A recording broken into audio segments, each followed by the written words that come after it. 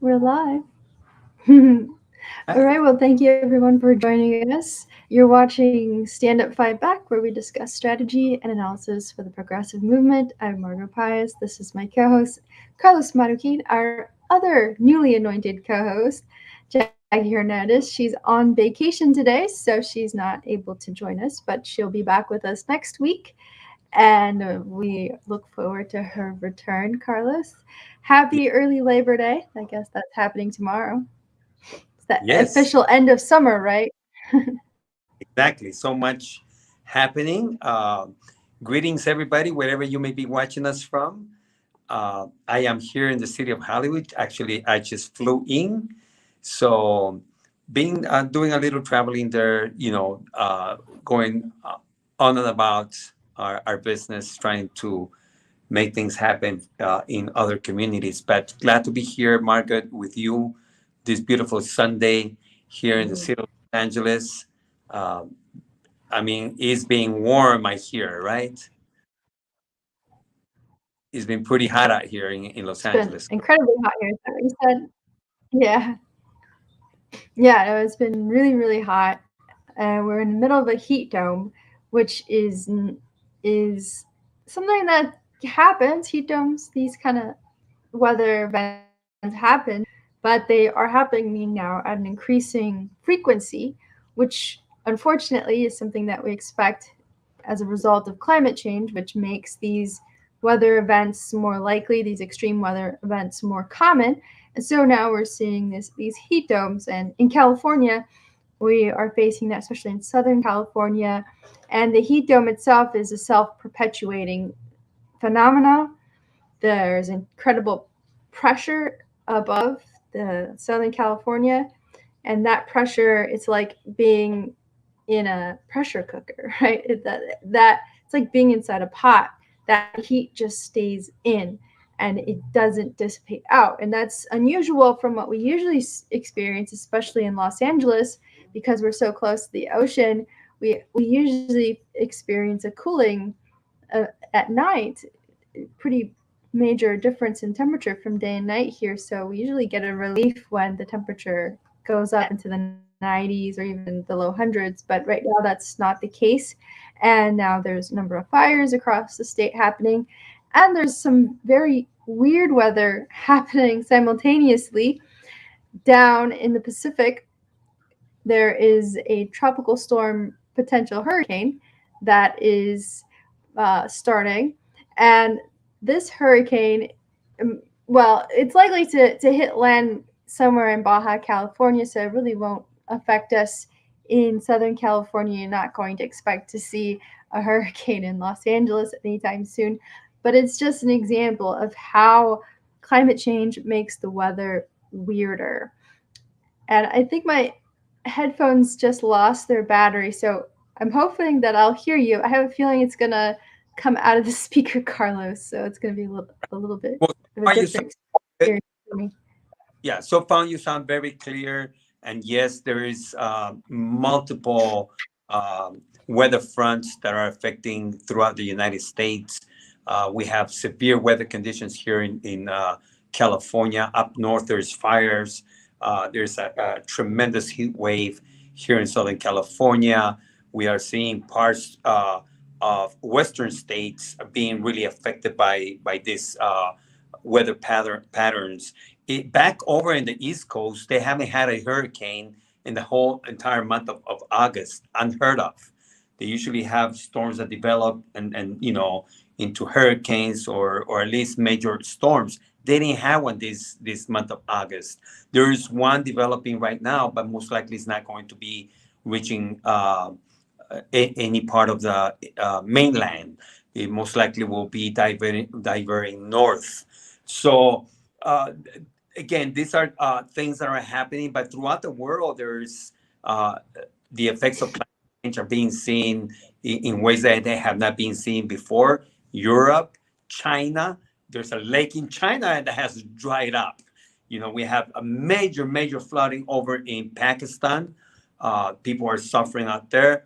And we are today, we want to focus a little attention on what's happening over in Mississippi. You know, we have a major water crisis in Mississippi, that the entire city of Jackson, Mississippi, with no water, no drinking water, because of a Right. failure of the infrastructure. And again, this is failure by the government. This is failure by the leaders. This is failure by the powers that be, because we've known that infrastructure in the United States is falling apart. Yet Bernie Sanders had put out a bill for infrastructure in the amounts of over $3 trillion. But remember all the pushback that he's got. He got nothing but pushback, and they end up with a watered down bill that, for a lot of these things that needed to be repaired. So the consequences are now affecting millions of people. Yeah, well, in Jackson, Mississippi, I think about 100,000 people are affected by this water crisis. And it's a water crisis in the richest country in the world, allegedly. We are the richest country in the world. And we have another town, another city, really, because 100,000 people is a fairly large city. That's a fairly large city. That's a medium-sized city. And nobody has water.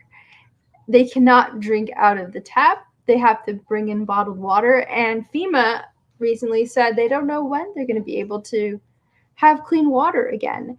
And all of this is because there was incredible flooding in August, incredible rain that felt that it actually destroyed. It didn't destroy it, but it damaged the water site, the water management site, the water sanitation site, and it was left inoperable. And that, again, is part of the problem of climate change, in that our infrastructure is not designed for these incredible flooding events or these incredible rain events where you're having all sorts of rainfall at once in a short period of time.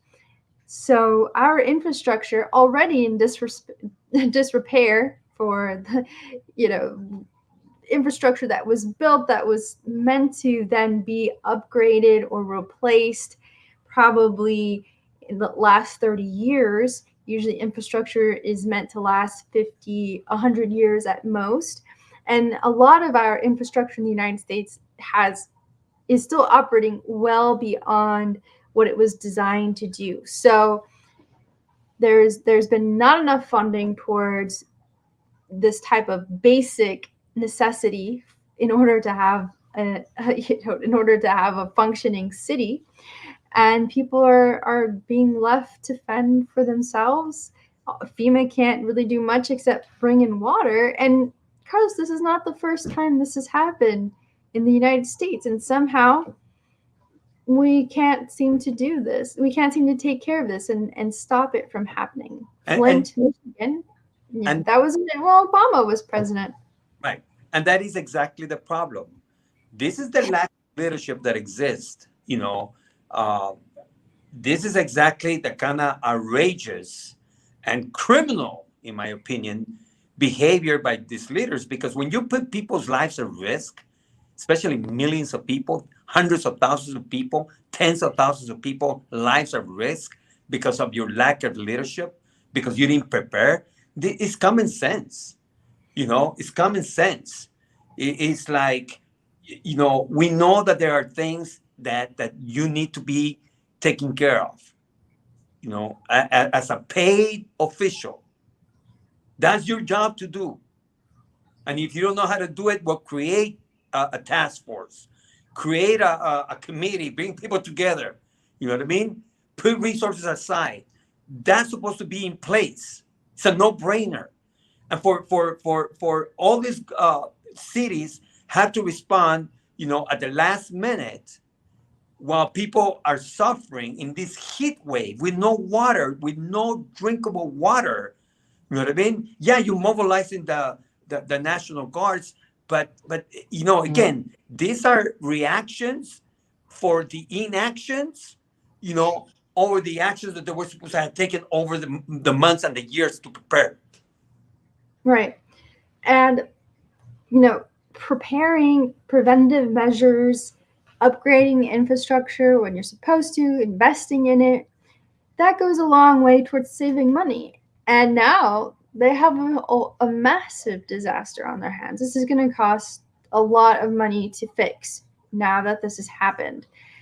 And actually, something like this happened in the last few years in Georgia. Actually, it didn't end up where people could not drink water, but there was a huge rainfall event that happened over a couple of days, I think in 2019, out in North Georgia around Lake Lanier.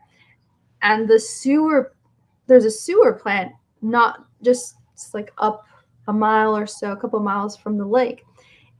That flooded. There was so much rain that sewage actually poured into the lake, and you could see in the cove where that sewage seeped into the lake, you could see increased algal blooms. So this is happening, and Georgia was lucky; it wasn't that severe. But this can happen anywhere in the United States. The infrastructure problem is all across the country. Right. I mean, you remember the bill that Senator Bernie Sanders put forward, cover all these things. We're talking about roads, bridges, water infrastructures, electrical infrastructure, everything that we needed to do. But, we're afraid to tax the rich. Yet the rich, all these corporations, they use our roads. They use all this infrastructure that is in place.